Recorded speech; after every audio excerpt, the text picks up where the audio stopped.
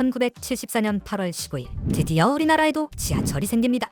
바로 지하철 1호선이었죠. 뉴욕의 지하철이 1904년 개통된 것에 비해 70년이나 늦었지만 당시 못 사는 우리 국민들에게 1호선은 희망이었습니다. 당연히 1호선 개통 행사가 성대하게 열릴 계획이었고 당시 박정희 대통령 내외를 비롯한 귀빈들의 행사 참여가 예정되어 있었죠. 하지만 이 행사에 박정희 대통령과 영부인 유경수 여사는 참여하지 못했고 모두가 즐거워야 할 개통 행사는 매우 침울한 상태로 빠르게 끝나버립니다. 대체 무슨 일이 있었던 걸까요? 이날은 지하철 개통 외에도 8.15 광복 29주년 행사가 있었습니다. 박 대통령 부부를 비롯한 귀빈들은 8.15 광복 축하연을 끝내고 지하철로 향할 계획이었죠. 광복절 행사를 진행한 국립극장에는 각계각층의 사람들이 모여 있었고요. 이를 축하하기 위해 성동여자실업고등학교 합창단 학생들도 참석했습니다.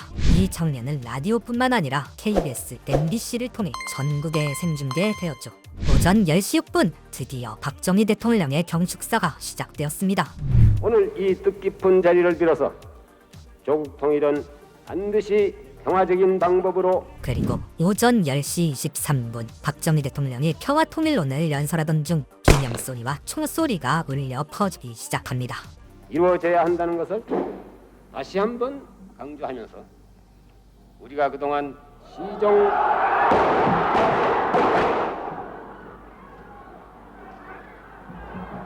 한 남자가 연단에 있는 박정희 대통령을 향해 권총을 쏘기 시작한 거였죠. 당시 이 남자의 하체에서도 피가 흐르고 있었는데 총을 꺼내려다 실수로 자기 허벅지에 쏴버린 거였죠. 그 남자는 피를 흘리는 상태로 연단을 향해 달렸습니다. 박정희와 불과 10여 미터 남짓한 거리에서 남자는 계속 총을 쏘았죠. 하지만 군대 짬밥이 어마어마했던 박정희 대통령은 그 자리에서 은엄패를 해 목숨을 건졌는데요. 당시 대통령 경호실장 박종기도 그 남자를 향해 총을 쐈지만 그를 저격하진 못했습니다. 그동안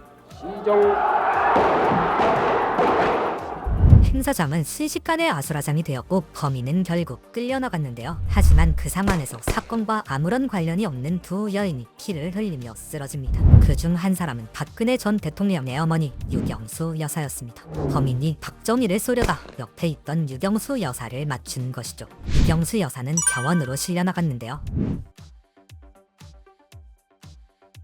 그리고 또 한 사람, 노래를 부르러 온 합창단 여고생이 피를 흘리며 쓰러졌습니다. 성동여자실업고등학교 2학년 장봉화 양이었죠. 경호실장 박종규가 범인을 쏘려다 뜬금없이 합창단 여고생을 저격한 거였습니다. 이로써 내꾸준 두 사람만 어이없게 목숨을 잃었는데요. 이 장면은 마이크도 꺼지지 않은 채 실시간으로 전국에 송출되었고 너무 놀란 방송사는 방송을 중지하고 음악을 틀어버리죠. 전 국민은 엄청난 충격에 빠졌습니다. 너무 큰 사건이라 행사가 중지될 만도 한데 박정희 대통령은 하던 얘기를 계속하겠습니다 라며 경축사를 마치는 그 티의 모습도 보여주죠. 하던 얘기를 계속하겠습니다. 친구를 잃은 합창단 아이들도 눈물을 흘리며 끝까지 노래를 마쳤습니다. 머리에 총상을 입은 유경수 여사는 서울대병원에서 긴 수술을 했지만 결국 그날 저녁 사망하는데요. 이 사건은 총탄의 개수, 누가 쏜 총에 누가 맞은 건지 등등 수많은 의문점과 음모론을 낳았고 현재까지도 논란거리가 매우 많은 사건으로 기록됩니다. 논란을 떠나 이 사건으로 당시 우리 국민들은 비통한 심정에 빠졌고 신문 1면을 장식해야 할 지하철 행사 기사는 신문맨 뒷판으로 밀려나게 되죠. 그리고 5년 뒤 박정희 대통령까지 총탄으로 사망하며 박근혜 전 대통령은 어머니와 아버지를 모두 총탄으로 떠나보내게 됩니다. 이 사건으로 인해 대통령 경호실은 싹 다 물갈이가 되는데요. 당시 대통령 경호실장 박종규는 당연히 떨어져 나갔고 그 후임자로 훗날 박정희 대통령과 같은 날 죽음을 맞이하는 차지철이 등장하게 됩니다. 그렇다면 이 무시무시한 일을 저지른 범인은 누구일까요? 바로 제1교포 2세 23살 문세광이었습니다. 그렇다면 그는 대체 어떤 사람이었길래 이렇게 큰일을 저질렀을까요?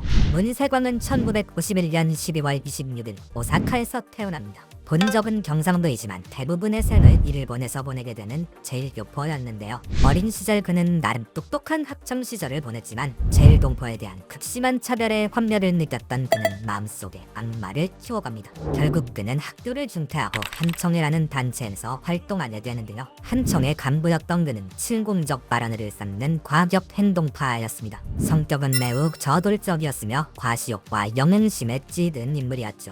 그의 극단적인 행동은 점점 더 심해졌습니다. 오사카 한국영사관에 민주 인사를 석방하지 않으면 영사관을 폭파하겠다는 협박을 하고 집에는 온통 사회주의 책자를 구비해놨는데 정작 그는 그 책을 거의 읽지도 않았습니다. 집에 있는 사회주의, 공산주의 자료, 김일성의 사진 등을 보며 혼자만의 의식에 빠져 있을 뿐이었습니다. 그는 본능적으로 박정희 정부를 증오하기 시작합니다. 뿐만 아니라 1973년 일본 도쿄 한복판에서 야당 지도자 김대중이 납치당하는 사건이 벌어지죠. 한일 관계마저 극악으로 치닫는 상황 속에서 문세광은 본격적으로 대한민국을 전복할 결심을 하게 됩니다. 그리고 그는 일기에 이제 우리는 전사로서 스스로를 준비시키지 않으면 안 된다. 나는 행군을 대시한다. 라는 의미심장한 말을 쓰며 본격적인 행동에 나섭니다. 이 당시 문세광을 더욱 자극시키는 단체가 있었는데 바로 일본 내에서 북한 정부를 추종하는 세력 조총련이었죠. 조총련 정치부장 김우룡과 몇몇 인사들은 문세광을 알아보고 그를 이용하기 시작합니다.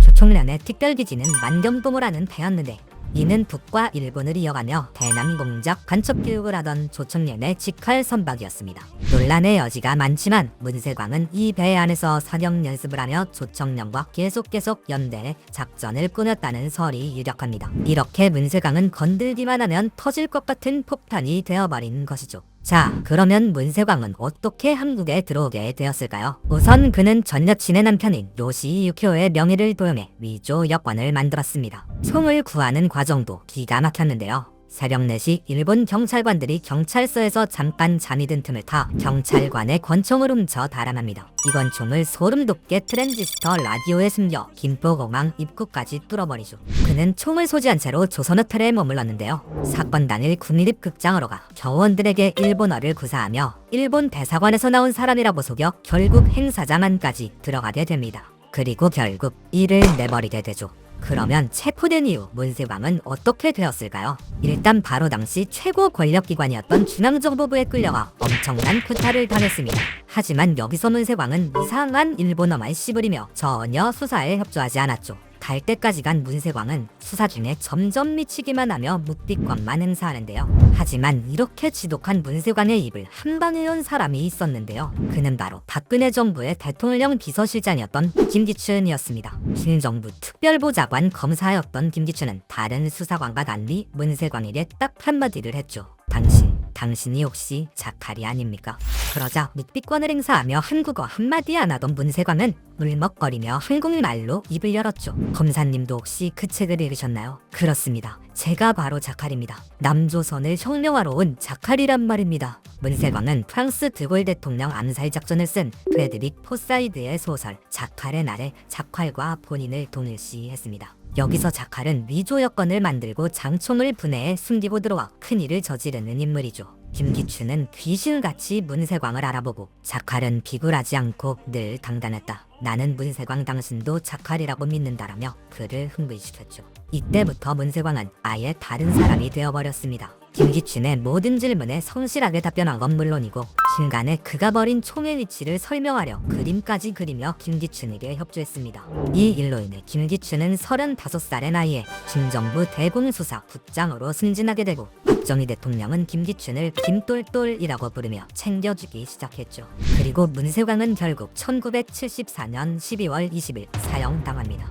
하지만 정말 의아한 점은 문세광은 선고 직전까지 본인이 왜 사형을 당해야 하는지 몰랐다는 것인데요. 본인은 이렇게 큰일을 저지르면 자신은 영웅이 되고 대한민국은 혁명사상에 미쳐 국가를 전복할 것이라 생각했던 거죠. 그를 직접 이용한 사람들을 기다리는 듯한 눈치를 보였고 조총련을 비롯한 극좌 단체들이 자신을 구해주고 영웅으로 대우해줄 것을 기대했습니다. 그러나 문세광이 원하는 대로 흘러간 건 하나도 없었죠. 한일 관계는 극도로 나빠졌고 평소에 이미지가 매우 좋던 유경수 여사의 서거에 수많은 사람들은 박정희에게 동정을 줬습니다. 오히려 그가 진후하던 박정희 정부의 경호와 체계를 더욱 단단하게 만드는 꼴이 되었죠. 문세광은 사형 직전 울면서 괴로워했습니다. 억울하게 죽은 유경수 여사와 장봉화 양에게 미안하다는 말도 전했는데요. 여러분들은 이 눈물의 의미를 뭐라고 생각하시나요? 자신의 과도한 사관과 정치 철학을 결국엔 후회하는 눈물이었을까요? 아니면 끝까지 자신의 이념을 포기 못하고 일을 실패한 것을 억울해했을까요?